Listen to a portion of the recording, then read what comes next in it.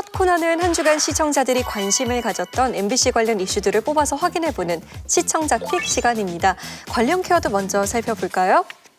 전원생활, 독립영화, 소원, 범인이네요.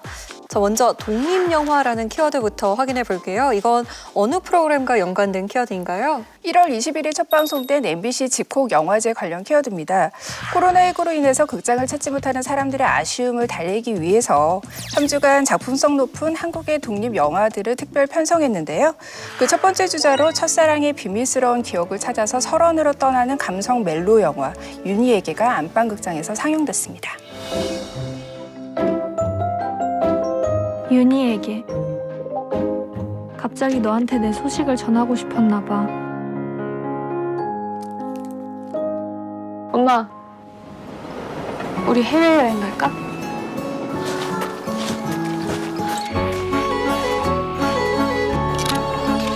찍지 마. 이쁘다. 길 알아봤어? 그냥 가정집이야. 엄마 어디야? 여기 엄마 옛 친구가 살아. 용기를 내고 싶어. 윤희에게. 윤희에게 이어 찬실이는 복도 많지, 그리고 잔칫날까지 이번 MBC 집콕 영화제를 통해서 총 3편의 독립 영화가 소개되었는데요. 이번 기획에 대한 시청자들 반응은 어땠습니까? 네, 댓글 살펴보면요. 와, 다 보고 싶은데 어디서 봐야 할지 몰랐던 영화들이네요. MBC 감사합니다. 윤희에게 집콕 영화제에서 봤는데 정말 여운 있더라고요. 앞으로도 이런 거 많이 했으면. 그냥 영화가 아니라 독립 영화라니. 이 시국의 마케팅 잘해서 특별해 보임. 안방극장에서 작품성 있는 독립 영화들을 감상할 수 있어서 좋았다는 반응이 많았습니다. 네, 위원들은 MBC 집콕 영화제 어떻게 보셨어요?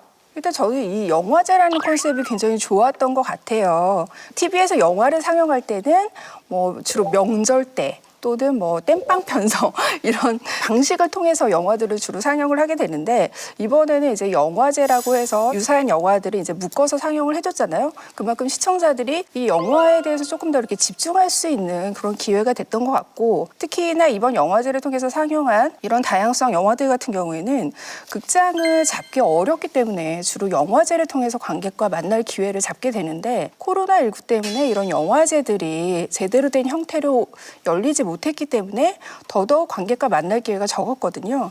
그렇기 때문에 이번 그 컨셉과 작품 선정이 굉장히 좋았다라는 생각을 했습니다. 독립영화라는 장르를 생각해보면 극장 상영 시에도 상영관이 많지가 않고 또 상영일이 짧은 편이에요. 그래서 그것에 관심이 있는 사람조차도 실제로 가서 보기가 힘든 그런 장르의 영화들이 많았는데, TV에서 이렇게 독립영화를 편성해 줌으로써 이런 영화를 자주 볼 기회가 없는 그런 일반 시청자들에게 어떤 한국 독립영화를 조금 더 가까이 접할 수 있는 그런 기회가 된 것 같아서 좋았습니다. 특히 이제 시간대를 보면 이 사람들이 접근하기 쉬운 시간대인 목요일 밤 10시 30분이라는 것에서 약간 편성에 좋은 면이 있었다라고 느꼈는데요. 물론 요새는 OTT 플랫폼이 있기 때문에 그를 통해서 자기가 원하는 영화를 골라볼 수도 있지만, 또한 그런 플랫폼에도 그렇게 접근이 쉽지 않은 그런 시청자들이 있을 수 있잖아요. 이런 시간대에 영화를 틀어줌으로써 이런 장르의 영화가 있었구나, 이런 내용이 있었구나라는 걸 알게 되고 좀 더 영화의 다양한 면에 대해서 눈을 뜨게 되는 기회가 되지 않았을까라는 생각이 들었습니다. 그리고 이번 기획 같은 경우는 세 작품 모두 여성의 삶에 포인트가 맞춰져 있습니다. 그것도 지금 당대에 가장 첨예한 이슈가 무엇인가를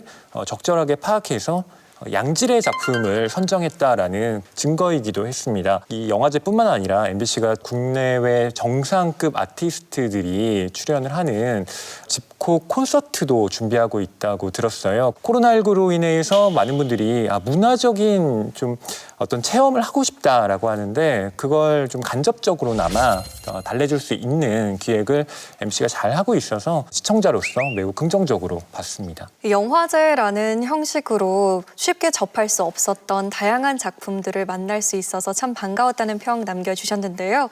MBC 집콕 영화제가 집콕에 지친 사람들에게도 또 관객이 그리운 영화인들에게도 큰 힘이 되었길 바랍니다. 자, 다음 키워드 보겠습니다. 범인인데요. 이번 키워드는 박현주 위원이 준비하셨죠. 네, 지난 1월 18일 종영한 AI 로맨스 드라마 제발 그 남자 만나지 마요 관련 키워드입니다.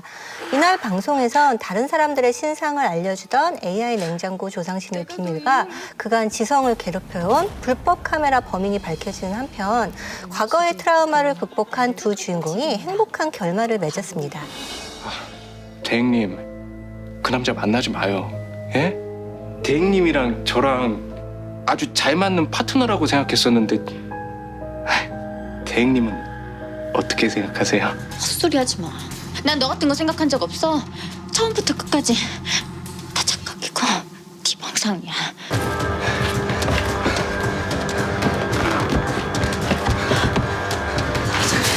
뭐 하는 거야? 저기요, 그만해요. 멈추라고요, 조영희 씨.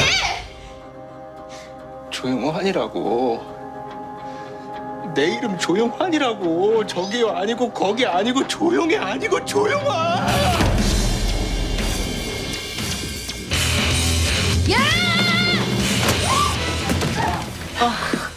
괜찮아요?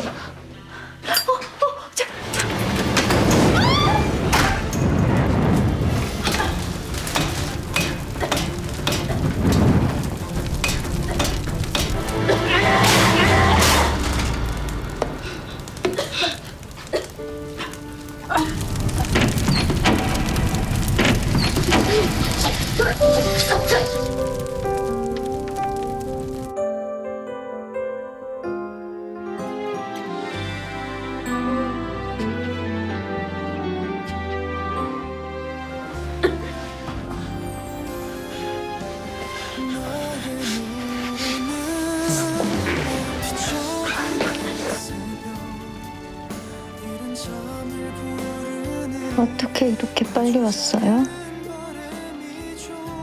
119 신호가 오길래 무슨 일 있는 것 같아서요. 근처에 있었어요?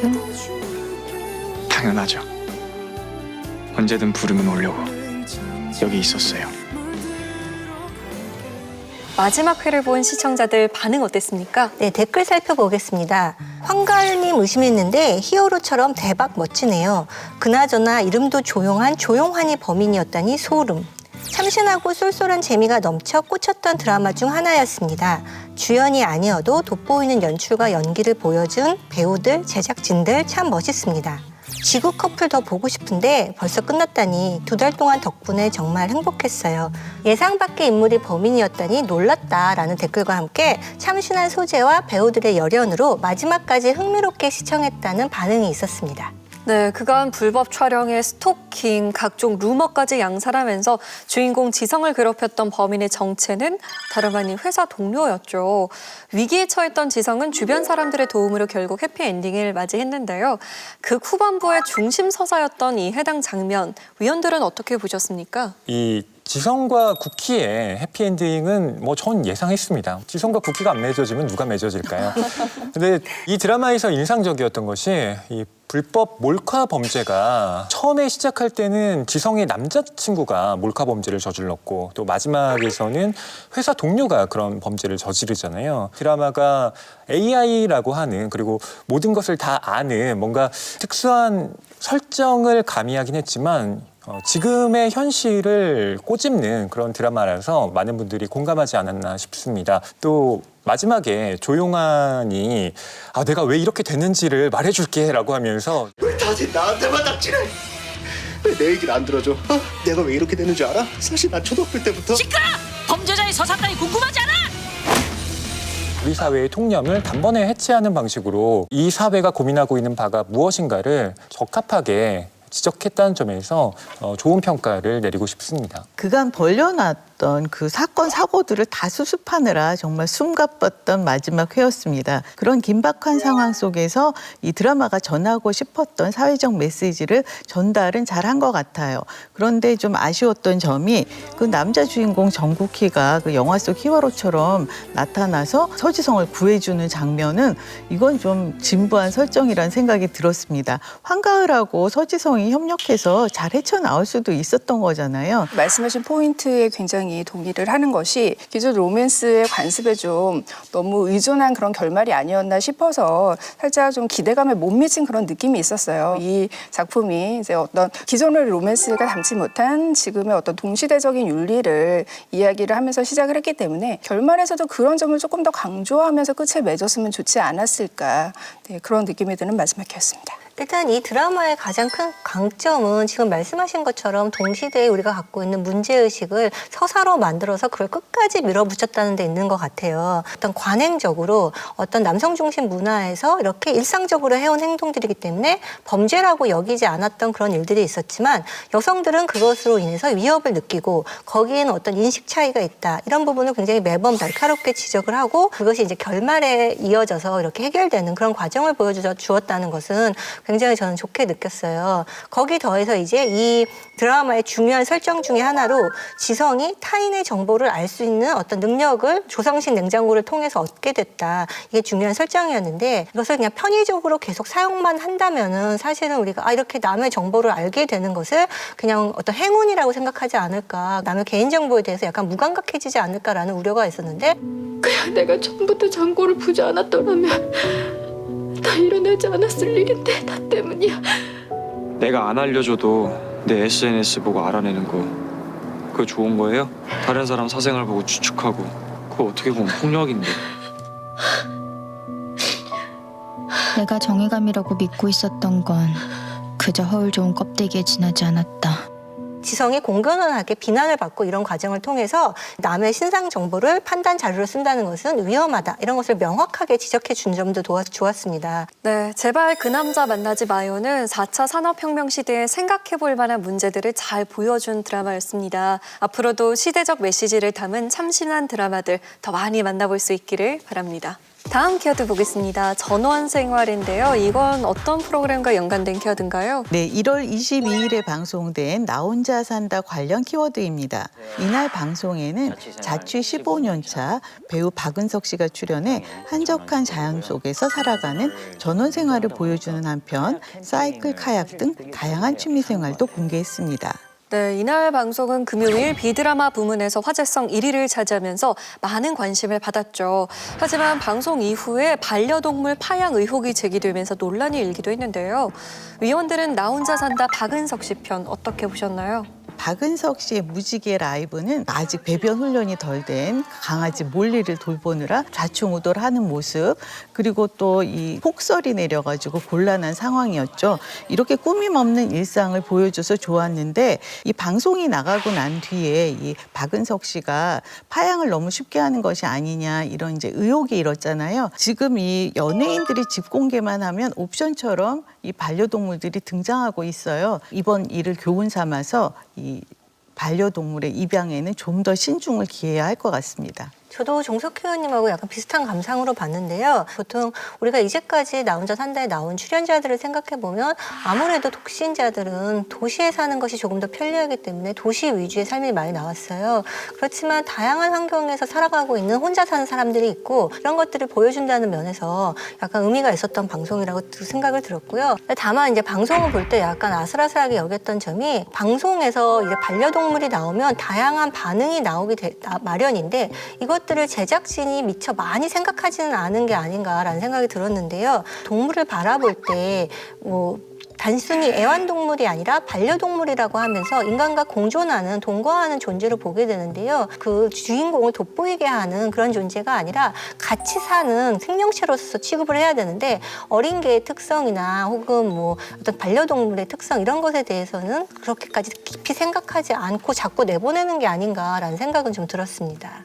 사실 나 혼자 산다는 스타가 혼자 산다잖아요. 그래서 어떤 스타가 나오냐에 따라서 사실은 이 프로그램을 얼마나 많은 관심을 가지고 보게 되느냐. 섭외 여부에서 많이 갈리는 건 사실이지만 프로그램 자체가 너무 그 스타에 매몰될 필요는 없다라고 생각을 해요. 사실 저는 이번 방송이 전체적으로 굉장히 좀 자극이 없는 요즘 유행하는 어떤 벽난로 영상을 보는 듯한 그런 굉장히 좀 편하게 볼 수 있는 그런 에피소드여서 굉장히 좋았는데 있었는데 너무 연출하는 방식이 이런 공을 들여서 섭외한 박은석이라는 스타에 너무 초점을 맞추는 거예요. 그냥 커피를 마시는 행위일 뿐인데도 스튜디오에서 놀라운 감탄사들이 굉장히 좀 과장된 그런 감탄사들이 계속해서 나오고 다른 패널들이랑 뭔가 비교 구도를 형성을 하고 이런 식으로 스타들을 굉장히 좀 띄워주는 그런 연출이 이어지면서 나중에 나 혼자 산다에 출연했었던 스타들이 이제 논란이 터지면 이 프로그램 자체에 대한 어떤 좀 신뢰도가 좀 떨어지는 그런 우려도 있다, 문제점도 있다라는 생각을 해요. 그래서 저는 나 혼자 산다라는 프로그램이 좀 스타를 너무 전면에 내세우지 말고 시청자들이 느낄 수 있는 어떤 삶에 대한 공감의 순간 그런 쪽에 좀 더 신경을 써준다면 어떨까 이런 느낌이 드는 방송이었습니다. 네, 마지막 키워드 확인해 보겠습니다. 소원인데요. 이번 키워드 허희 위원이 준비하셨죠? 네, 지난 1월 23일에 방송된 실화탐사대 관련 키워드입니다. 이날 방송에선 소원을 말해봐, 무속 유튜브의 비밀이란 주제가 다뤄졌는데요. 최근 급속히 커지고 있는 이 무속 콘텐츠 시장의 실체를 파헤치고 또 무속인 채널을 통해 피해를 입게 된 사람들의 사연을 전했습니다. 예지 씨에겐 아픈 아이가 있습니다. 치료엔 진전이 없었습니다. 절박한 마음으로 유튜브를 봤는데 공중파 예능 채널처럼 무속인들이 나온단 말이에요. 네. 뭐 이게 그렇다면 막 그 사례자가 갑자기 표정 좋아지고 막 이러잖아요. 용할 것 같고 뭐 저렇게 연검에서 대표로 나오는 거 아닌가 싶어서 가면 큰 돈도 아깝진 않았습니다. 굿으로 낳는다던 점괘는 아직 이루어지지 않았습니다. 그게 제가 거기서 피해를 입고 나서 알은 건데 무당들이 전부 다 자기가 돈을 내고 나가는 거더라고요. 응? 그러면서 하는 말이 8천이라는 거예요. 8천요? 영상은 대체 어떻게 만들어지는 걸까? 무속 유튜브 제작업체 몇 곳에 실화탐사대 제작진이 무속인인 척 출연을 의뢰했습니다. 그럼 신랑 모신 데는 얼마 안 됐어요? 저 얼마 안 됐어요. 수문무당, 용화무당, 숨겨진무당 그런 키워드에서 유튜브에서 녹취를 잘해. 우리 제작진도 숨겨진 영한 무당이 될 수 있는 거네요. 대신 비용은 무속인의 몫입니다. 개인 채널 키우는 게 250만 원짜리고 개인 채널 안 들어가는 게 200만 원짜리 생각하시면 돼요. 예, 요게 1,500만 원짜리 흥분해요. 1,500만 원짜리. 돈을 받고서 무속인 관련된 방송을 제작했다고 하면 이것도 뒷광고로 보는 게 맞죠. 왜냐면 실제 돈을 받고 방송을 제작했잖아요. 모든 광고는 표시를 해야 돼요. 그게 공정거래에 맞는 것이고요. 힘들 때는 점집을 방송 보고 안 가셨으면 하는 생각이 들어요. 도움을 얻고자 갔는데 더 많이 힘들어졌거든요. 일부 무속인들의 경우 많게는 수천만 원을 제작사에 내고 방송에 출연하고 있다는 사실이 충격적이었는데요. 이날 방송을 본 시청자들 반응 어땠습니까? 네, 댓글 살펴보면요. 힘들고 지친 분들이 희망을 갖고 살아보고자 찾은 곳에서 그런 걸 이용해 돈 버는 사람들, 정말 나쁜 사람들이에요. 와, 저 무당 진짜 용하다 생각했는데 연기였음? 배우 해야겠네. 벼락 맞은 대추나무 도장 나와서 알아봤네요. 실화탐사대 방송 감사해요. 가볼 뻔했는데. 절박한 사람들의 희망을 이용해서 돈을 버는 일부 무속인들의 행태에 대해서 분노한 시청자들이 많았습니다. 이번 편 위원들은 어떻게 보셨는지 참 궁금합니다. 뭐 무속인을 찾아가서 상담을 받고 상담을 받으면 아주 결말에는 비싼 곳을 권하는 이러한 형태의 미신사기는 사실 전형적으로 있었던 건데 이것이 이제 급속도로 변화하는 매체 환경 속에서 새로운 매체랑 결합을 하면서 다른 형태를 띠게 된 것이라는 것을 이 실화탐사대 방송이 잘 보여줬던 것 같아요. 많은 분들에게 어떤 경각심을 불러일으키는 그런 방송이 아니었나 싶습니다. 저도 이날 방송은 굉장히 좀 시일성과 취재력이 돋보였던 방송이었다는 생각이 들어요. 기존 방송에서도 이런 일부 무속인들의 사기 행각을 고발하는 프로그램은 굉장히 많았지만 단지 이제 무속인들이 주체가 되는 사기 행각뿐만이 아니라 이들에게조차 돈을 뜯어내는 콘텐츠 제작자들이 있다라는 점들은 많은 분들이 모르고 있어서 이제 좀 새로운 사실을 좀 충격적으로 보여준 그런 방송이었다는 생각이 들고요. 그 제작진들의 취재력도 굉장히 좀 잘 드러났던 에피소드였던 것 같아요. 제작진이 직접 상담을 받았는데요. 결혼 사실을 밝히지 않고 물었습니다. 언니 같은 경우에는 결혼에 혼인이 됐다가 아직 열리지를 않았어요. PD가 올해 결혼 7년째거든요. 잘 살고 있어요. 지금 사는 일이 없어요. 음력으로 치면 빨라야 6월 정말 그렇지 않으면 사고를 내셔야지만 내가 어디 들어가는데 사주 자체에 가지고 있는 사회 나를 갖다 자꾸 중단을 시켜버려요. 아이고, 아니 MBC 지금 10년 분석한 PD인데 무슨 말씀하시는 거예요? 굉장히 좀 블랙 코미디처럼 보여준 그런 에피소드여서 취재력도 굉장히 좀 빛났다라는 생각이 들고요.